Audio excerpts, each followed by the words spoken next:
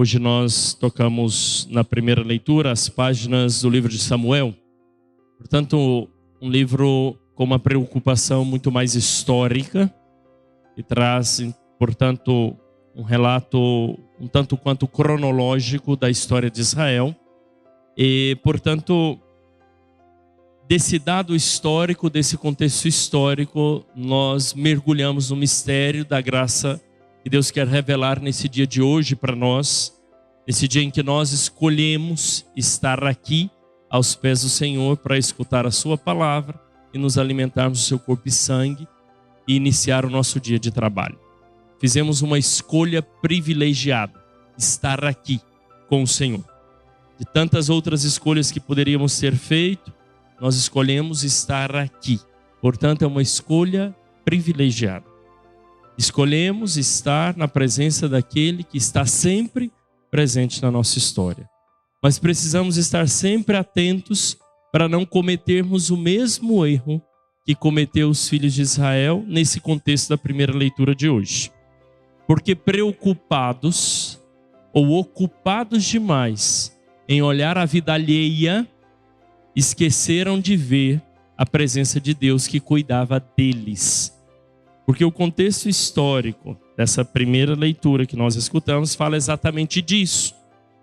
Deus sempre foi rei para Israel, sempre foi o Senhor de Israel, sempre foi o pastor de Israel e sempre foi o Deus de Israel.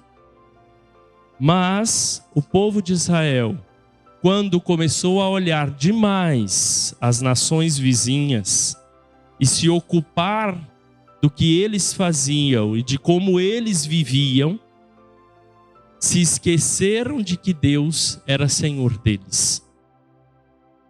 E por isso pediram um rei, como o rei da nação vizinha. Eles queriam ter um rei como as outras nações ao redor tinham. Porque eles achavam que não tinham um rei. Mas o rei deles era o próprio Senhor.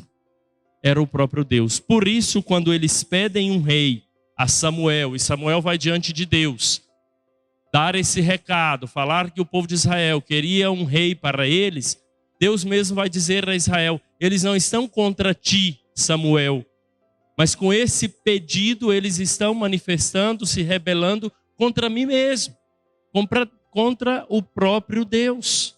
E por que fizeram isso? Porque se ocuparam demais com a vida alheia. E não tinham tempo de ver o que Deus estava fazendo na vida deles. De como eles tinham um Deus que cuidava deles com amor e de um modo que eles pudessem viver a liberdade dos filhos e filhas de Deus. E Deus então diz a Samuel, vai e dê a eles um rei como eles querem. Ou seja, um rei como tem também as nações vizinhas. Um rei que vai escravizar, que vai explorar. Mas se eles querem assim, Deus vai permitir. O que a palavra nos ensina é que nós temos um Deus condescendente, até mesmo com as nossas faltas. Porque é um Deus paciente. E Deus vai concretizar tudo isso. E para além daquilo que eles pediam, porque Deus sempre nos surpreende, e nos surpreende com a sua bondade, nos surpreende com o seu amor, porque mesmo que nós nos ocupamos com a vida alheia e não reconhecemos o cuidado de Deus na nossa vida, Ele insiste em ser bondoso, cuidar e condescender com o seu amor sobre nós. E Deus então vai cumprir com o seu amor e com a sua condescendência, exatamente com aquilo que nós lemos no Evangelho de hoje. Porque o rei que realmente Israel precisa é esse reino que Jesus vem trazer. Porque o povo está paralisado. Mas o reino que Jesus vem trazer é um reino de libertação. É um reino da libertação, sobretudo, do pecado. Por isso, a palavra que Jesus profere àquele paralítico por primeiro é o perdão dos pecados. Mas aqueles que estavam ali, muitos deles religiosos demais, ficaram preocupados com a blasfêmia que Jesus estava proferindo ao dar o perdão dos pecados àquele paralítico, não foram capazes, mais uma vez, de reconhecer o Messias na pessoa de Jesus. Não foram capazes de reconhecer o reino que Jesus anunciava. Porque Jesus estava naquela casa, e aquela casa cheia de gente, porque Jesus estava anunciando o reino. Só que o anúncio de Jesus não é feito só de palavras. O anúncio de Jesus é palavra e ação.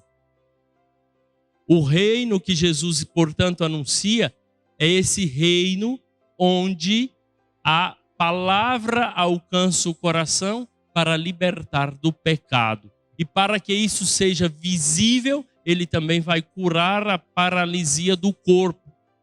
Ele cura um mal físico, mas a cura do mal físico não é o objetivo, não é o centro da ação de Jesus nesse contexto que nós lemos hoje no Evangelho.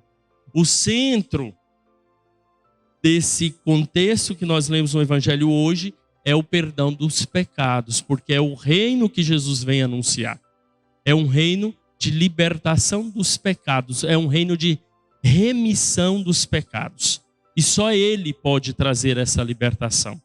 E para que isso seja visível, Ele cura a paralisia. Porque o que paralisa o coração do homem, o coração da mulher, o coração do filho e filha de Deus, é exatamente o pecado.